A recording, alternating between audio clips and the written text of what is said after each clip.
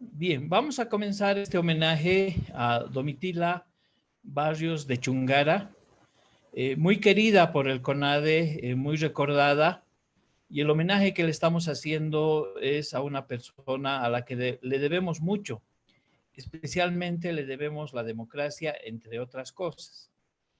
Queremos hacerle este homenaje haciendo una retrospectiva de su vida, de su lucha, y para eso es muy importante tomar en cuenta tal vez el momento más importante que ella ha tenido y que nos va a ayudar luego a ubicarla en relación a otros temas, ¿no? Eh, Cuando dijimos que íbamos a homenajear a Domitila, inmediatamente algunas personas indicaron, pero es que Domitila no era única, sino que ha actuado con un grupo de mujeres y el homenaje tiene que ser al grupo de mujeres. Eso es evidente, ¿no? Entonces, vamos a hacer el homenaje también al grupo de mujeres y luego vamos a retomar la trayectoria de Domitila. Domitila, en un libro muy famoso, que es un libro testimonial, en cuanto hizo la introducción o la presentación de su libro, ella siempre remarcó que en el caso de ella no era una lucha individual, sino que era la expresión de la lucha del pueblo. Entonces, como CONADE y en este homenaje a Domitila, nosotros menos que nadie podría cometer el sesgo de hablar de Domitila en primera persona. Estamos hablando de ella, pero circunscrita a una lucha de un pueblo.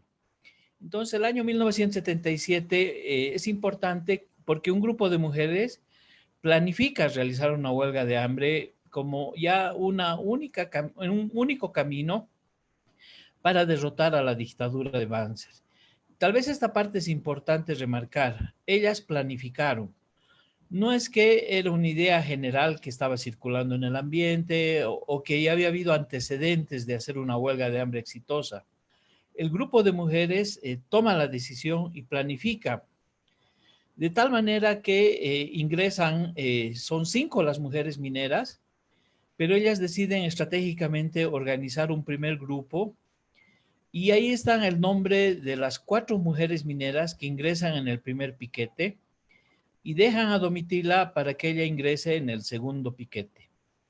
Esta es una foto muy importante porque ahí vemos cómo se prepara la huelga de Luzmila Rojas, Aurora Villarruel, Nelly Colque, Angélica Romero, y ellas toman la decisión de venir a La Paz con sus niños y sus niñas.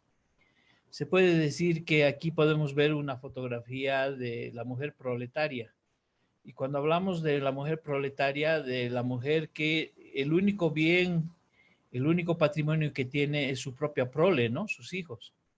Mujeres, esposas de mineros que no tenían nada, porque el campamento minero hasta la vivienda era de la corporación y el momento que dejaban de trabajar, sus maridos tenían que desalojar incluso la vivienda. Entonces, se da inicio y este es el segundo piquete y acá en la fotografía ya se empieza a ver otro tipo de personas que se adhieren a este segundo piquete. Cuando empieza esta huelga de hambre con las 4 mujeres mineras, prácticamente la dictadura de Banzer y todo el poder militar se ríe, ¿no? Dicen, 4 mujeres, ¿qué van a hacer? ¿No? ¿Cómo piensan 4 mujeres, simples mujeres, derrotar a un gobierno que había emergido del poder de los fusiles?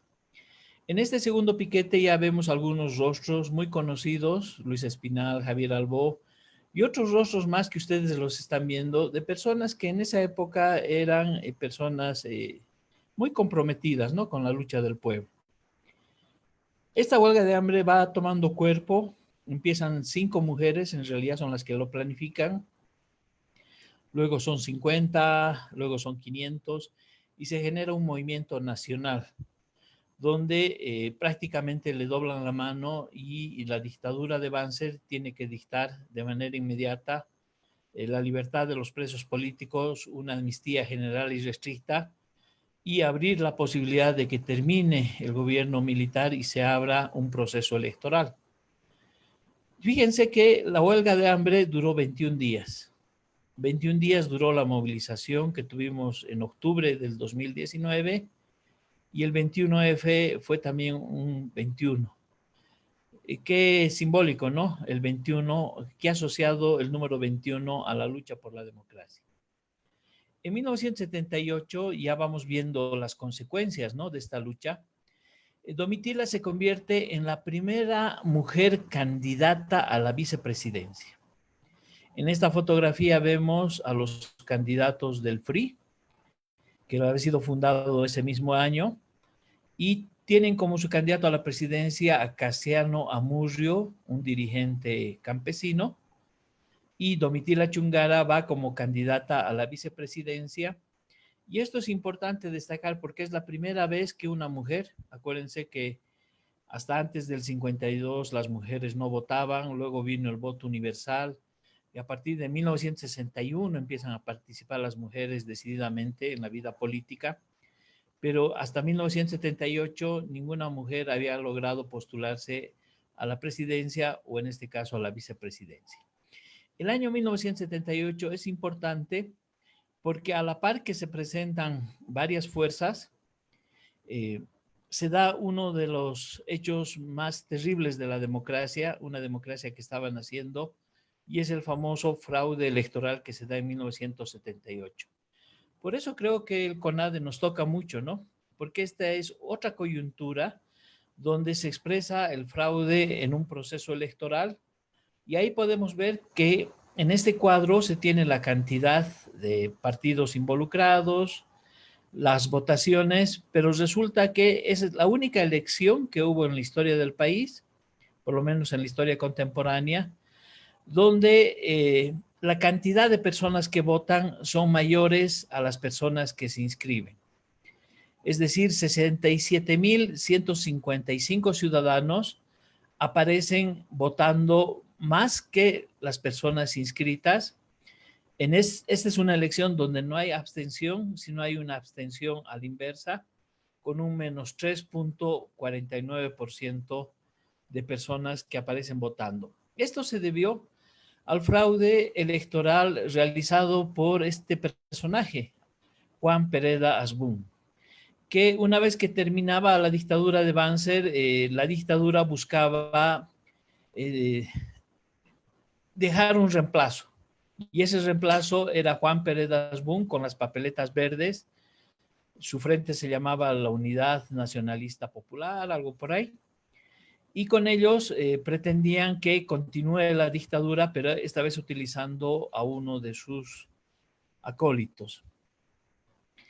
Ese es el antecedente con el que queríamos empezar. Domitila Chungara nace un 7 de mayo de 1937 en la localidad de Pulacayo. Es decir, que Pulacayo, una población al sur de Potosí, una población minera, nos ha regalado a Domitila Barrios y a la tesis política de la clase trabajadora que es famosa en el mundo, que es la tesis de Pulacayo. A los 20 años de edad, Domitila se casa y viaja a vivir a siglo XX. Ahí tenemos la fotografía, por ejemplo, con su papá. Y en 1957 abandona Pulacayo, se traslada a siglo XX y a partir de ese momento comienza su vida como ama de casa, esposa de un trabajador en Interior Mina, y de manera inmediata se incorpora al Comité de Amas de Casa del siglo XX. Con el transcurso de los meses, Domitila se convierte en una de sus principales dirigentes y ella empieza a conocer lo que es la lucha sindical, la lucha de los trabajadores. Las amas de casa logran una notoriedad muy grande al ser una organización de mujeres mineras muy combativas y que acompañaban siempre a sus compañeros, los trabajadores mineros.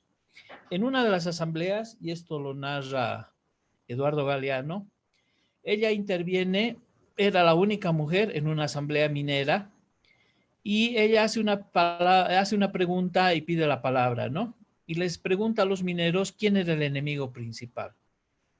Y en medio del debate se dijo la oligarquía, el imperialismo, la derecha, los grupos dominantes, y ella da su versión sobre el enemigo principal, que creo que nos sirve para toda la vida. Ella define que el enemigo principal es el miedo y que el miedo está dentro de nosotros y que para avanzar hay que derrotar a ese enemigo principal. Este podríamos decir que es parte de su acervo político, de su ideología, de su pensamiento político, que nos enseña a ella que hay que derrotar al enemigo principal, al miedo. Y seguramente esto está muy vinculado a la lucha por la democracia que hemos tenido el año pasado, cuando la gente se empezó a movilizar perdiendo el miedo. Y toda la lucha por la defensa de la democracia, por el 21F, fue una escuela de ir perdiendo el miedo. Y si fuéramos en rememoranza a lo que dijo Domitila Chungara, fue una lucha democrática donde fuimos perdiendo el miedo y fuimos derrotando al enemigo principal. En 1967 se da la masacre de San Juan y ella vive en carne propia los horrores de esta masacre.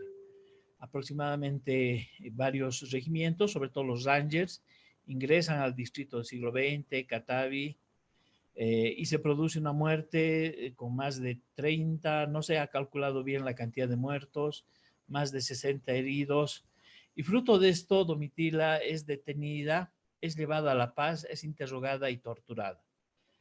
Lo que querían saber los militares era cuál era el vínculo, ¿no?, entre los trabajadores del siglo XX con la guerrilla en ese momento del Che, pero además querían conocer quiénes eran los dirigentes y cómo llegar a ellos.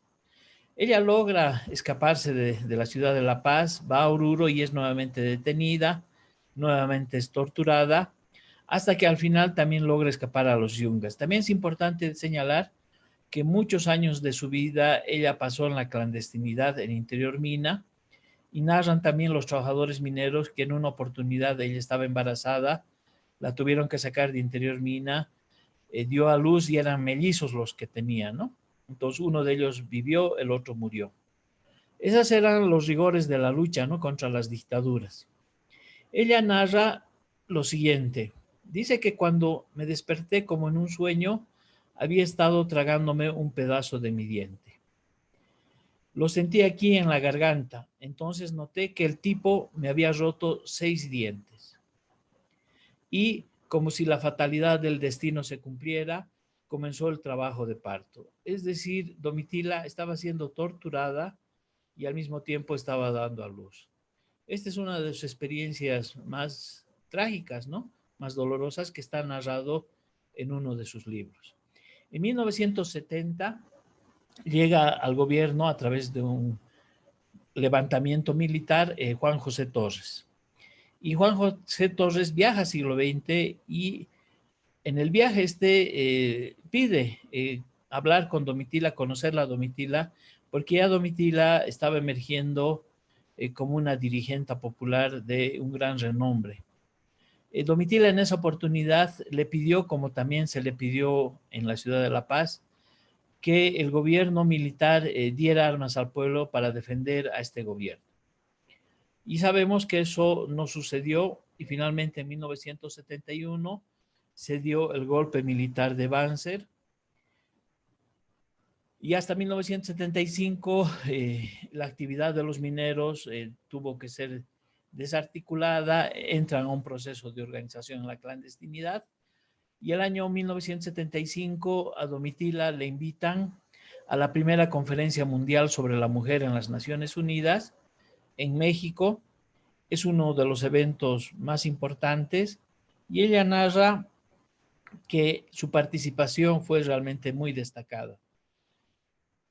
En el movimiento internacional de las mujeres se había entronizado varias corrientes feministas que hablaban de la necesidad de luchar las mujeres contra toda forma de opresión, pero de una lucha no con los hombres. Entonces Domitila tiene la posibilidad de hablar, pide la palabra, le dan 20 minutos, luego le dan menos tiempo para poderse expresar, pero ella con la fuerza que tiene logra cautivar en este evento a las miles de mujeres que eran representantes de los pueblos.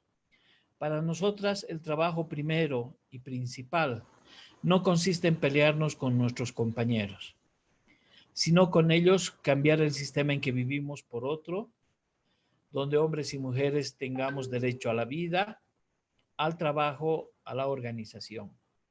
Domitila empezó a pregonar que si el hombre y la mujer se unen, lograrán grandes cambios. Y esto evidentemente va en contradicción o en contrarruta, no en todo, sino en una parte fundamental, con varios de los feminismos, ¿no? Que buscan separar la organización de los hombres y las mujeres, en fin.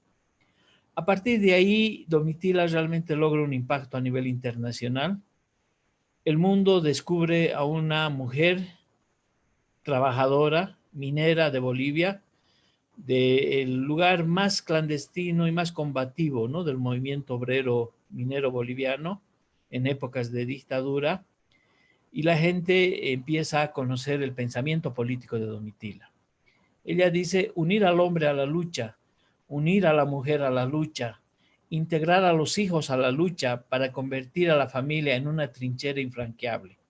Ese es el pensamiento de Domitila Chungara y ese es el ideario político en el que ella trabajó. Sin embargo, una periodista, educadora popular brasileña, Moema Beiser, le ayuda a escribir un libro testimonial. El libro que Domitila produce se llama Si me permiten hablar. Y este, para orgullo de todos los bolivianos, es el libro boliviano más universal. Es un libro que ha sido traducido casi a todos los idiomas. Es un libro que ha sido traducido al inglés, al japonés, al turco, y es un libro que se ha difundido y que es texto de lectura obligatoria en varios colegios de varios países del mundo. Miles de hombres y mujeres de otros lugares se han inspirado en la lucha de nuestra Domitila. Si me permiten hablar, es un libro universal producido a partir del testimonio que da Domitila de sus luchas. Por el otro lado, cuando se da el golpe de Estado en 1980, Domitila se encontraba en Europa en otro foro mundial y ya no puede retornar al país. Entonces, estando durante la dictadura de García de Mesa prácticamente en un exilio obligado, ella también se dedica a otra faceta de su vida, que es organizar la resistencia contra este gobierno que era una verdadera narcodictadura. Entonces el mundo, a partir de 1980, en Europa sobre todo, conoce la voz de Domitila, que organiza la resistencia y la solidaridad con la lucha del pueblo boliviano, y ahí es donde Domitila logra realmente ensamblar con un movimiento internacional en apoyo a la lucha, en apoyo a la democracia, a la lucha contra la dictadura, y ahí ustedes pueden ver en las diferentes fotografías cómo Domitila se movió a nivel internacional. Podríamos ir señalando, ya para cerrar este pequeño homenaje, que si bien es corto y es breve, que hemos expuesto brevemente un poco el perfil de Domitila, lo poco que sabemos de ella, lo poco que hemos logrado recopilar y cómo CONADE realmente nos sentimos orgullosos, nos sentimos felices en estos 38 años de democracia, recuperar a Domitila Barrios de Chungara, a nuestra Domitila, como un ejemplo de lucha por la democracia, de lucha contra la dictadura, de consecuencia, de actividad política, de pensamiento fecundo, propio, de romper con estructuras dentro del sindicalismo minero, por romper con estructuras mentales dentro del movimiento de las mujeres a nivel internacional. Y el legado que nos ha dado realmente es impresionante.